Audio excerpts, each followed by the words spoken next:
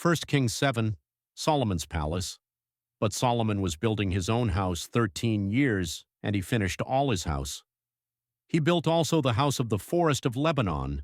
The length thereof was 100 cubits, and the breadth thereof 50 cubits, and the height thereof 30 cubits, upon 4 rows of cedar pillars, with cedar beams upon the pillars. And it was covered with cedar above upon the beams that lay on 45 pillars, 15 in a row. And there were windows in 3 rows, and light was against light in 3 ranks. And all the doors and posts were square with the windows, and light was against light in 3 ranks. And he made a porch of pillars. The length thereof was 50 cubits, and the breadth thereof 30 cubits. And the porch was before them, and the other pillars and the thick beam were before them.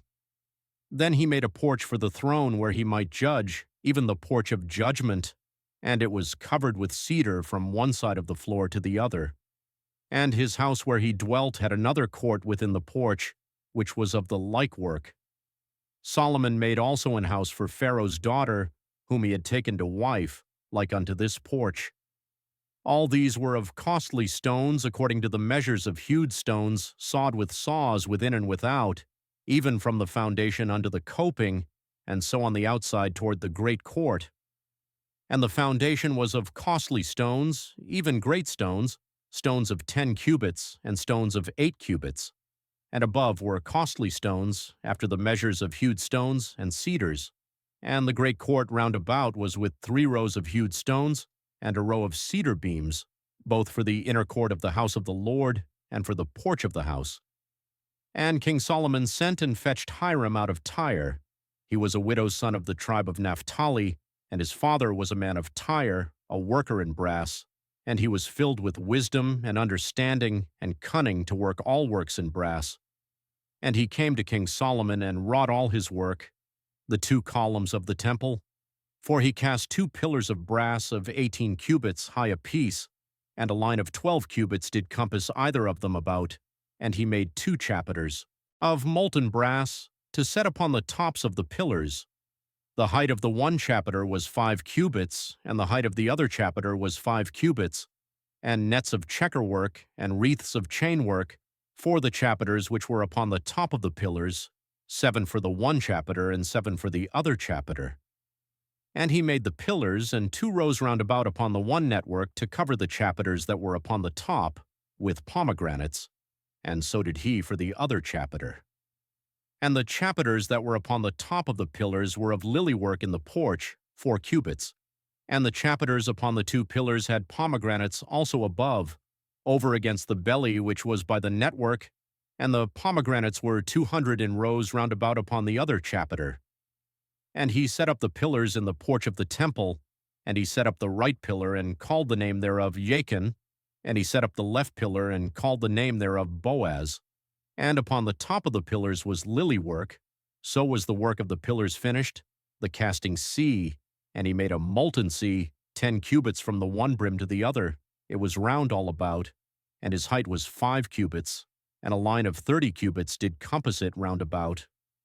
And under the brim of it, round about, there were knops compassing it, 10 in a cubit, compassing the sea round about. The knops were cast in 2 rows when it was cast. It stood upon 12 oxen, 3 looking toward the north, and 3 looking toward the west, and 3 looking toward the south, and 3 looking toward the east. And the sea was set above upon them, and all their hinder parts were inward. And it was an handbreadth thick, and the brim thereof was wrought like the brim of a cup, with flowers of lilies. It contained 2,000 baths, other temple utensils, and he made 10 bases of brass. 4 cubits was the length of one base, and 4 cubits the breadth thereof, and 3 cubits the height of it. And the work of the bases was on this manner.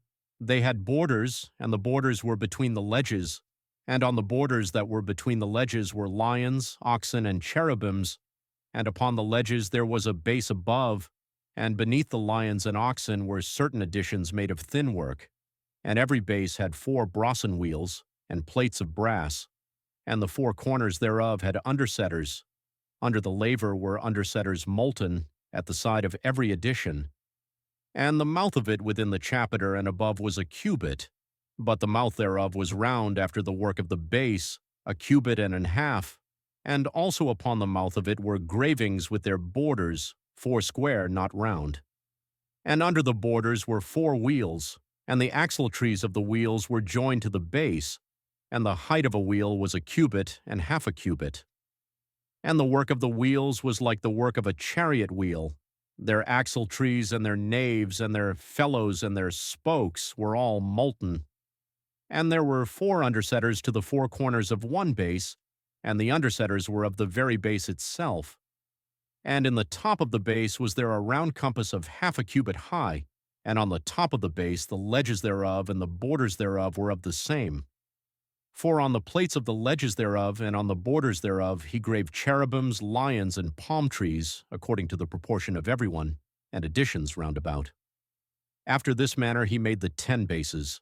All of them had 1 casting, 1 measure, and 1 size.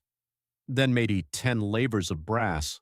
1 laver contained 40 baths, and every laver was 4 cubits, and upon every one of the 10 bases 1 laver. And he put 5 bases on the right side of the house, and 5 on the left side of the house, and he set the sea on the right side of the house eastward over against the south.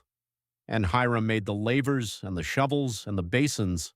So Hiram made an end of doing all the work that he made King Solomon for the house of the Lord, the 2 pillars, and the 2 bowls of the chapiters that were on the top of the 2 pillars, and the 2 networks to cover the 2 bowls of the chapiters which were upon the top of the pillars, and 400 pomegranates for the 2 networks, even 2 rows of pomegranates for 1 network, to cover the 2 bowls of the chapiters that were upon the pillars, and the 10 bases and 10 lavers on the bases, and 1 sea and 12 oxen under the sea, and the pots and the shovels and the basins, and all these vessels which Hiram made to King Solomon for the house of the Lord were of bright brass.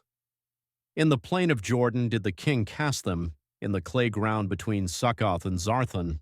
And Solomon left all the vessels unweighed, because they were exceeding many, neither was the weight of the brass found out. And Solomon made all the vessels that pertained unto the house of the Lord, the altar of gold, and the table of gold, whereupon the showbread was, and the candelabrums of pure gold, 5 on the right side and 5 on the left, before the oracle, with the flowers and the lamps and the tongs of gold, and the bowls and the snuffers and the basins and the spoons and the censers of pure gold, and the hinges of gold both for the doors of the inner house, the most holy place, and for the doors of the house, to wit, of the temple. David's gifts are placed in the temple.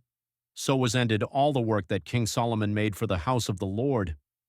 And Solomon brought in the things which David his father had dedicated. Even the silver and the gold and the vessels did he put among the treasures of the house of the Lord,